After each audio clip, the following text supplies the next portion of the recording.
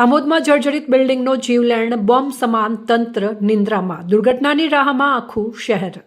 આમોદ નગરમાં ગીચ વસ્તી ધરાવતા વિસ્તારોમાં અનેક બિલ્ડિંગો ધોધો કરીને ધરાશાયી થવાની કગાર પર છે, છતાં તંત્ર ઘોર નિંદ્રામાં। છેલ્લા 1.5 વર્ષથી સ્થાનિક નાગરિકો તથા શાળાના આચાર્યએ લેખિત અને મૌખિક રજૂઆતો કરી નગરપાલિકામાં મામલતદાર કચેરી, શિક્ષણ વિકાસ અધિકારી, પીડબ્લ્યુડી સહિતના વિભાગોને વારંવાર રજૂઆત કરવા છતાં કાગળ પરથી કોઈ કાર્યવાહી થઈ નથી।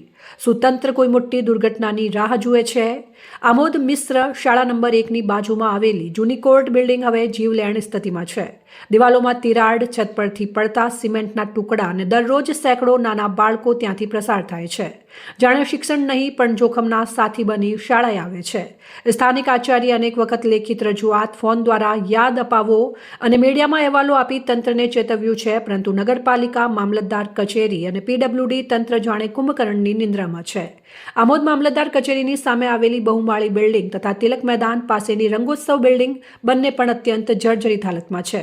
કેટલાક મહિના પહેલા રંગોત્સવ બિલ્ડિંગની નજીક ક્રિકેટ રમતા એક વ્યક્તિના માથા પર છતનો ભાગ પડતા ગંભીર ઇજાઓ પહોંચી હતી, પરંતુ એ બનાવ પણ તંત્ર માટે ચેતવણી નહીં પણ નવાઈ વગરની ઘટના બની રહ્યો। નગરજનો હવે તીખા સુરે સવાલ ઉઠાવી રહ્યા છે। શું આમોદમાં કોઈ બિલ્ડિંગ ધરાશાયી થઈને જાનહાનિ થયા બાદ તંત્ર જાગશે? શું નાગરિકોની સુરક્ષા માત્ર કાગળ પર જ સીમિત છે? કેટલા પત્રો, કેટલા ફોન, કેટલા સમાચાર બાદ પણ આમોદ અધિકારીઓની આંખો ખુલી નહીં તો હવે શું રાહ જોવાની? આમોદમાં એક પછી એક બિલ્ડિંગો જીવના જોખમે બની ઊભી છે, પણ તંત્રના કાન પર જરા પણ જૂ રેંગતી નથી। જો હવે પણ તાત્કાલિક પગલાં ન લેવાય તો આ બેદરકારી કોઈ દિવસ માનવહાનિમાં ફેરવાશે અને ત્યારબાદ માફીનો નાટક શરૂ થશે। તપાસની ટીમ આવશે, ફાઇલ ખુલશે, પણ જીવ પાછા નહીં આવે। આમોદ નગર હવે એક જ માંગ કરી રહ્યું છે કે તપાસ નહીં, કાર્યવાહી જોઈએ। જર્જરિત બિલ્ડિંગો તાત્કાલિક ધરાશાયી કરો, નહીં તો તંત્રની નિંદ્રા આખા શહેરને દફનાવી દેશે। કેતનભાઈ, શું કહેશો? આજે આમોદ નગરની અંદર ઠેર ઠેર જર્જરિત બિલ્ડિંગો છે તેને જમીનદોસ્ત કરવામાં નથી આવતી, તેને લઈને કેટલાક લોકો ગંભીર રીતે ઈજાગ્રસ્ત પણ થયા છે। અને આ જે મિશ્ર શાળા નંબર 1 જેની બાજુમાં જ બિલકુલ જે કોર્ટ ખૂબ જ જર્જરિત છે, ઘણા સમયથી એની લેખિત મૌખિક રજૂઆતો કરવામાં આવી છે, શું કહેશો આ બાબત? એના માટે હું જ કહીશ, છેલ્લા ઘણા સમય અગાઉ પણ મીડિયાના માધ્યમથી આ સમાચાર પણ પ્રસારિત થયા હતા કે આ છેલ્લા ઘણા સમયથી મિશ્ર શાળાને જોડીને આ જે જૂની કોર્ટ કચેરી આવેલી છે ખૂબ જર્જરિત છે।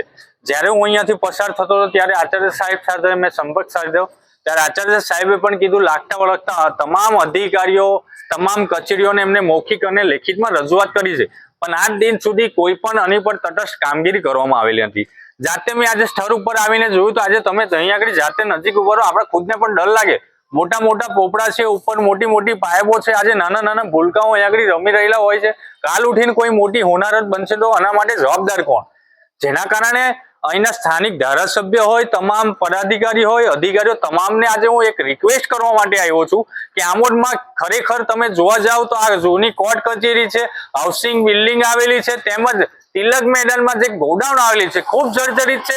અવારનવાર ત્યાં અકસ્માત પણ થાય છે। કાલ ઉઠીને કોઈ મોટી માનહાનિ થાય એના કરતા તાત્કાલિક જે તે લાગતા વળગતા અધિકારીઓ પાસે તાત્કાલિક તેને જમીનદોસ્ત કરવામાં આવે, જેથી કોઈ મોટી હોનારત બની શકે નહીં। રિપોર્ટર રંગુની જાકીર, સંબંધ ભારત ન્યૂઝ, ભરૂચ।